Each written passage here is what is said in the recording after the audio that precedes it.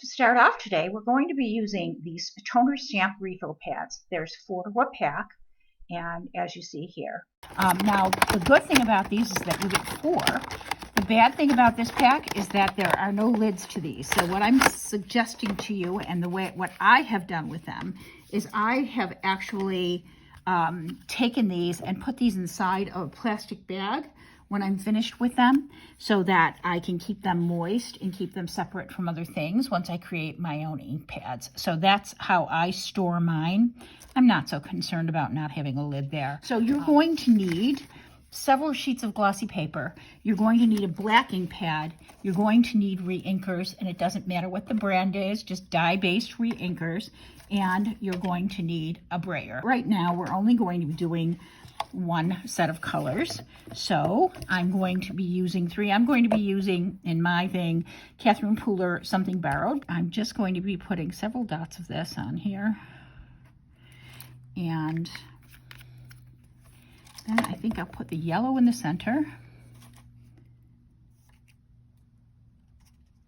And yes, I'm putting more of the yellow on because the other 2 colors will seem to blend into this more anyways. So if I want any yellow to show at all, I have to make sure that I use quite a bit. So I'm talking about 5 or 6 dots here.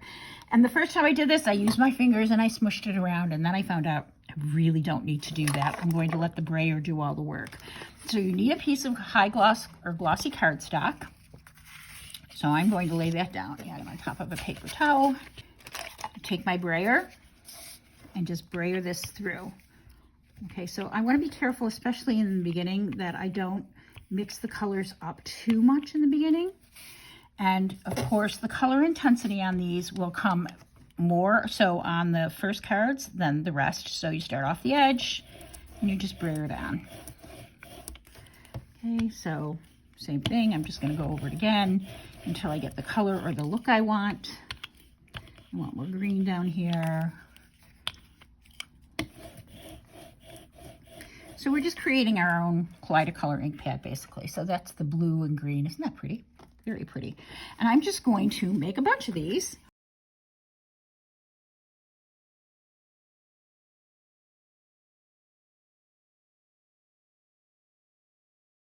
Now I'm going to add a little more yellow to mine because I want a little more yellow in my next piece. And again, I'm just doing the same thing over again. So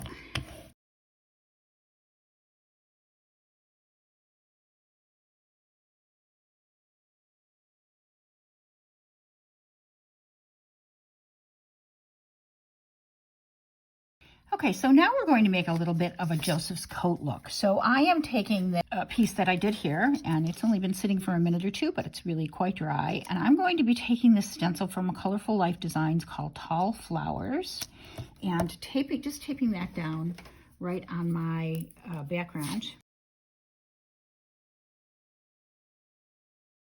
And then I'm simply taking a juicy black ink pad. I'm using Catherine Pooler Midnight, but you can use whatever you have. This is a dye-based ink. You can use whatever you have. Remember, if you put pigment over the top of this, it will take, because it's glossy paper, it will take longer for it to dry. And then I'm just going to literally smush that through there. And get it nice, deep, and dark. So because this is a stencil mask, more or less, the flowers are actually the stencil part as opposed to the background being the stencil part. The color that's underneath is going to show, and the black is just going to be in the background. I could use a navy ink. I could use whatever dark color or whatever color ink basically I want to use on this.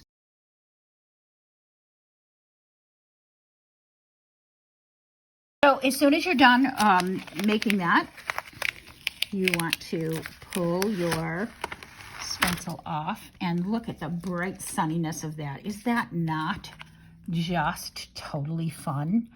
I mean, that's a great card. So that is really easy to make into a card. You just can put a sentiment on top of that and go forward, and I'll show you what. So these other pieces I made are excellent for stamping into because they're glossy paper and it'll hold the ink really nicely. Let me show you the Hang 10, the set of surfboards, on top of that and show you what it looks like. Okay, so in addition to the cool Joseph's coat look there, you can just simply stamp into these. Now I did border, and there is beauty and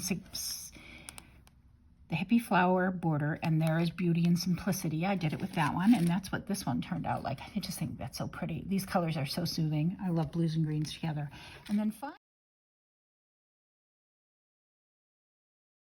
finally, I did this one, which I adore. This is Old Pier, 622 Old Pier, one of our older stamps. Love this. Look at that. Is that not just beautiful? I mean, wow.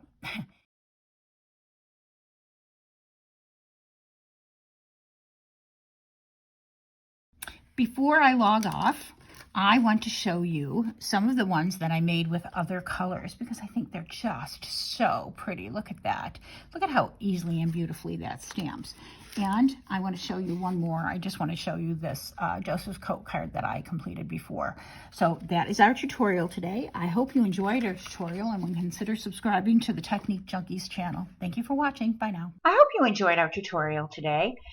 As a bonus for you, all of the items that we used in this tutorial and in all the artwork you're seeing right now are in a category on the Technique Junkies website called Colorful Customizable Pads with Joseph's Coat below. Everything in that category will be 15% off using the code displayed below. The discount is limited to items in stock only.